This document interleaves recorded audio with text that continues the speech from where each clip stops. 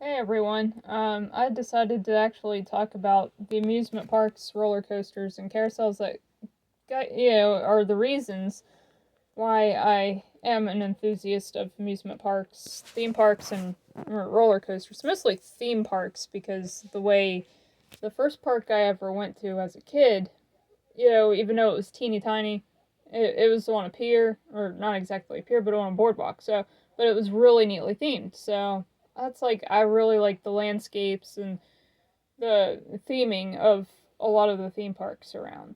I may not be able to go to tons of theme parks, because the theme parks are more expensive and a lot farther away, but the the boardwalk dash pier park is Wonderland Pier, and I went there whenever I was a year old, and that was when I rode my first carousel.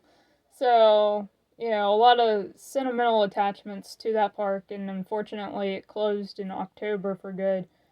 And so, that's why I've been paying a lot of tributes to it. It's just my way of keeping that the memories alive. And for some people, that's what they want. And then other people, they tell you, just move on, move on. It's like, but I think when it's been a part of your childhood and the reason why you're an enthusiast of amusement parks and roller coasters and carousels is because of that park. So you're not really, it's hard to explain, but it's kind of hard to get over a loss like that. And even though I don't live in Ocean City, New Jersey, Ocean City, New Jersey plus Wonderland, Playland, all that, just big parts of my life. So big impacts on my life.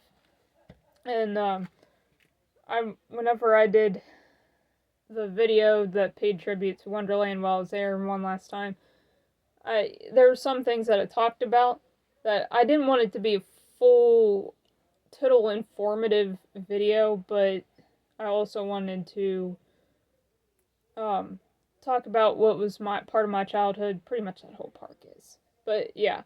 Anyway, but that carousel, which is which I learned a lot more about, did more research on it, and it's PTC 75, Philadelphia Toboggan Company 75, and it opened in 1926, but not at Wonderland. It was, I can't remember where originally it was located, but it had been in a couple different places before it was in Wonderland.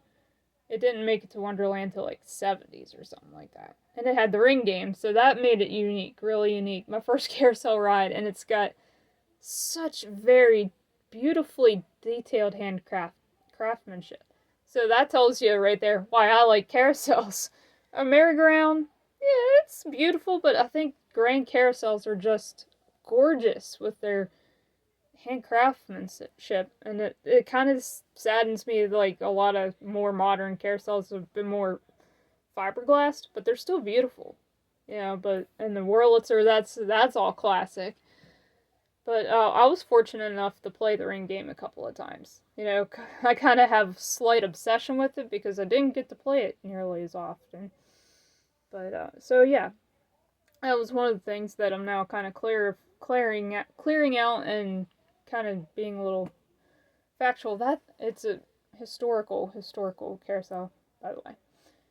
Uh, that sounds stupid. I have a tendency to, when I ramble, say silly things. Um, and then the other thing is I kept calling the Man and Dog Show animatronics because that's what they are. I didn't know their name at the time, but I've learned so much about them that it isn't even funny. It's actually, I've always known that it was a big part of the pier, very popular and well loved. But I had never realized like how big of a fan base there are with those animatronics. So, there I go. It's called them animatronics. Originally, they were bounced all over the place before they got to Wonderland, but it's been a blessing that they were in Wonderland. Because they were well taken care of, well loved. Man, um, very, very well taken care of.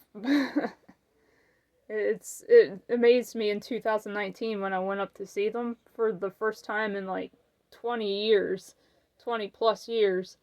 And I'm going, whoa, they look just like I remembered. Now, I'm not gonna say I. Actually, I said it before. I've said it in videos before. I'm just laughing at my old self, just visioning back in like 1995 or 1996 when we went up there to ride the Frontier Express. And they're singing Rocky Top. And I was crying. It's just this big animatronics are moving around, and it scared me. I was scared. I cried. As an adult, they're super cute, and I'm like, 5-year-old me, why was I so afraid of them? But anyway, moving on. Oh yeah. Well, like I said, Rocky and the Railroad Ramblers, their actual name. Man and Dog is a nickname for them. Yeah. But they were originally Chuck E. Cheese animatronics. That was something I really did not know until just like 4 months ago. 4 or 5 months ago. That's pretty amazing.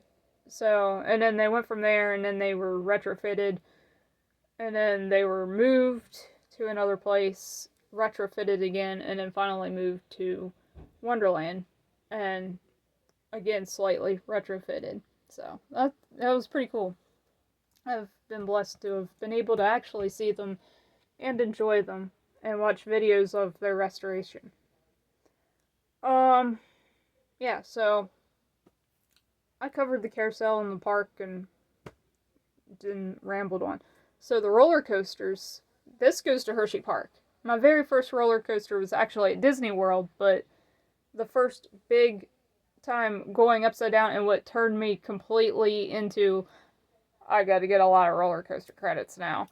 And that was from Hershey Park and riding Super Duper Looper. Sorry, getting distracted. Yeah, so Super Duper Looper was really the roller coaster that started it all. But I always been into roller coasters, really. So, I was always fascinated by them. Just as much as like a Ferris wheel, like a big giant Ferris wheel. Always like attracted to that, and of course, like I said, carousel, beautifully done. Well, roller coaster, same thing. It's just the landscape of it all and just watching it move. And then, of course, it's like when you get that interested in it, and we were afraid to ride them. Back whenever I was a kid, I was afraid of riding roller coasters. So, with that, then,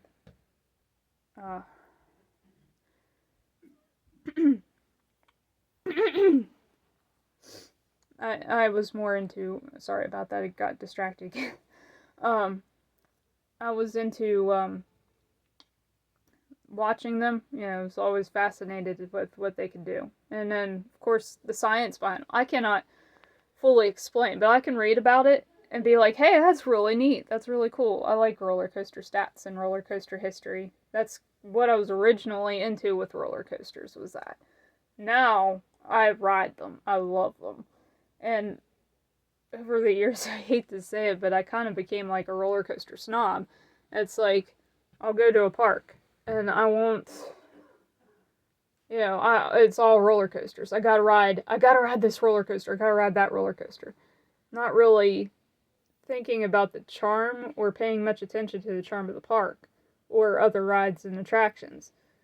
But now, as I've gotten older, I've kind of gotten more into, paying more attention to that, along with riding roller coasters, because the spinning rides make me really, really sick. So that's part of the reason why it's all roller coaster, roller coaster, roller coaster. The only thing that doesn't make me dizzy with spinning are the swings, carousel, and some other. I can't. They all have different names, but the slower, more gradual spin. The high G-force spins are the ones that really make me sick. and you don't want to see that.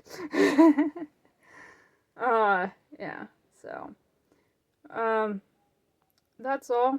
So that's kind of how I became an enthusiast. A lot of heartfelt, sentimental values as to what has made me today into the amusement enthusiast. I guess I would go with that because, I like carousels, I like Ferris wheels, I like flumes, and obviously roller coasters. Um, so, yep. So now I always have trouble coming to the end. But I hope you enjoyed. God bless.